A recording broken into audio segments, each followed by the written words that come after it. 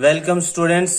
हमने क्लास 8 के मैथ की एक्सरसाइज 3.3 को स्टार्ट किया हुआ है और आज हम क्वेश्चन नंबर 3 को सॉल्व करेंगे। क्वेश्चन नंबर 3 है, can a quadrilateral ABCD be a parallelogram.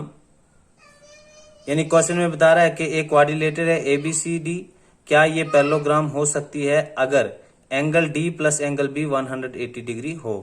तो मैंने ये फिगर बनाई हुई, यहाँ पे ये फिगर है ABCD, इसका नाम रखा हुआ है। तो मैंने ये नीचे 3 केस बनाए हो, यानी इसने सम बताया है कि 180 डिग्री, यानी इन दोनों एंगल्स का, जो ये एंगल्स हैं ये अपोजिट एंगल है, तो इन दोनों का सम जो है 180 डिग्री इसने बताया हुआ है।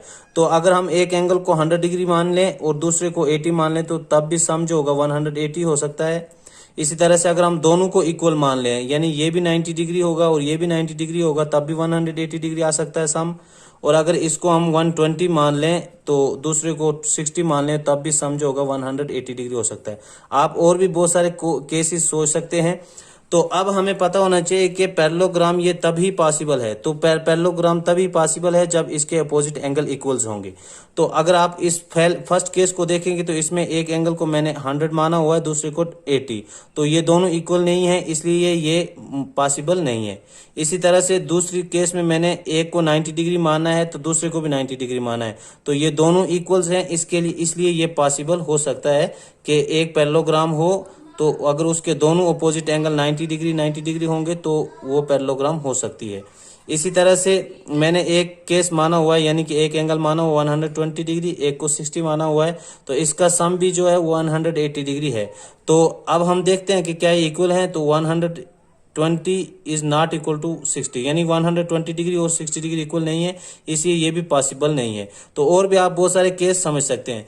तो ये यानी कि जैसे इसने क्वेश्चन में पूछा हुआ है कि इन दोनों का सम 180 डिग्री हो तो क्या ये पैरेललोग्राम हो सकती है।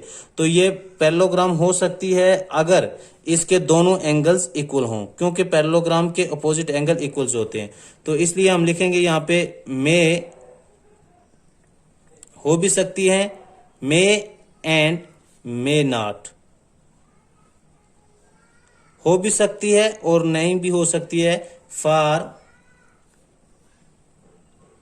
Angle D plus angle B equal to 180 degree, यानी ये पॉसिबल भी है और नहीं भी है।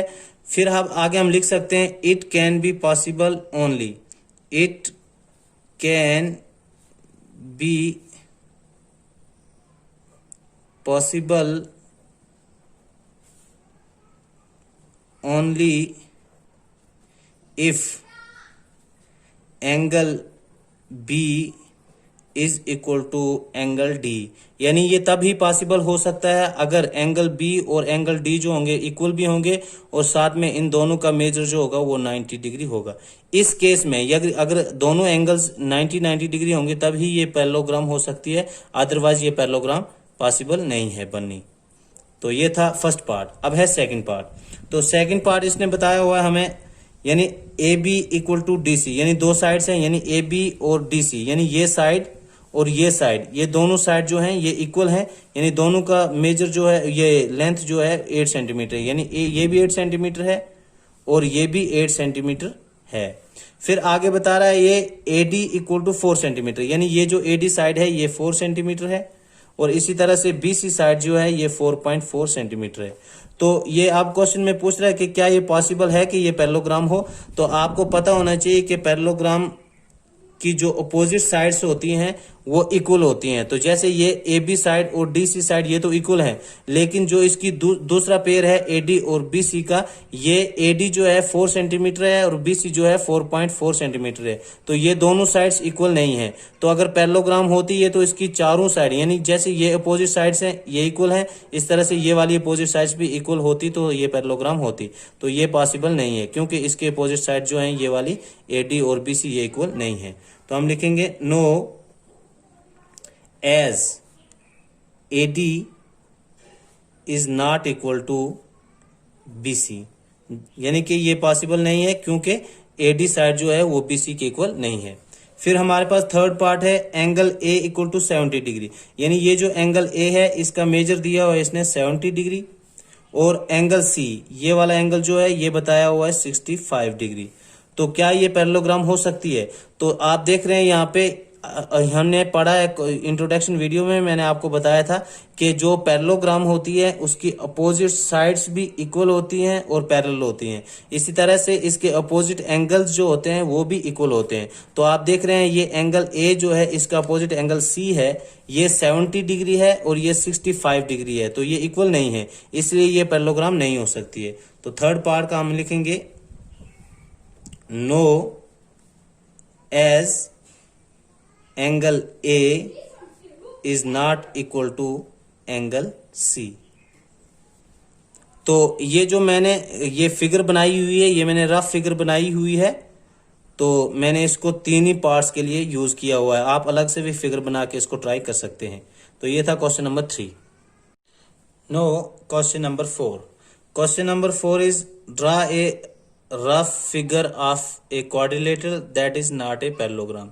यानी क्वेश्चन में बताया है कि हमने एक रफ फिगर बनानी है क्वाड्रिलेटरल की जो पैरेललोग्राम ना हो, but has exactly two opposite angles of equal measure, लेकिन उसके जो दो अपोजिट एंगल्स होंगे उनका मेजर इक्वल होना चाहिए। तो इसकी बेस्ट एग्जांपल हमारे पास काइट की है। तो इसकी हम फिगर यूं बना सकते हैं, जैसे मैंने ये एक साइड ली और ये एक साइड ली, दोनों ये इक्वल साइड्स हैं। इस तरह से एक और साइड ले लेता हूं मैं, ये और ये। तो काइट का आपको पता होना चाहिए कि काइट की जो ये साइड्स होती हैं, ये यानी कि एडजेसेंट साइड्स वो इक्वल होती हैं। ये दो साइड्स ले सकते हैं आप, या ये दो साइड्स ले सकते हैं। तो ये एडजेसेंट साइड्स हैं तो ये इक्वल होती हैं। इस तरह से ये भी दो एडजेसेंट साइड्स जो होती हैं वो इक्वल होती हैं। तो इसी तरह से इसके जो ये अपोजिट एंगल्स होते हैं, यानी one pair of opposite angle इसका इक्वल होता है। जैसे ये एंगल और ये एंगल, ये दोनों इक्वल एंगल्स होंगे। अगर इस फिगर का हम नाम लिख लें ए बी सी और डी, तो आपने देखा यहाँ पे ये मैंने एक रफ स्केच बना ली है।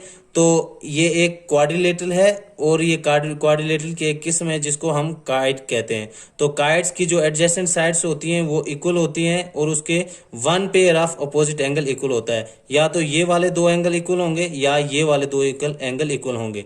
तो पैरेललोग्राम के लिए क्या होना चाहिए था? पैरेललोग्राम वो फिगर होती है जिसके अपोजिट साइड्स इक्वल होती हैं। तो जैसे इस साइड्स के अपोजिट साइड ये वाली साइड है, तो ये वाली अपोजिट साइड्स हैं। तो आपने देखा ये साइड और ये साइड इक्वल है, लेकिन ये साइड और ये साइड इक्वल नहीं है, इसलिए ये पैरेललोग्राम नहीं है। तो इसके हम लिखेंगे angle A equal to angle C. It can be a kite. तो ये था क्वेश्चन नंबर 4।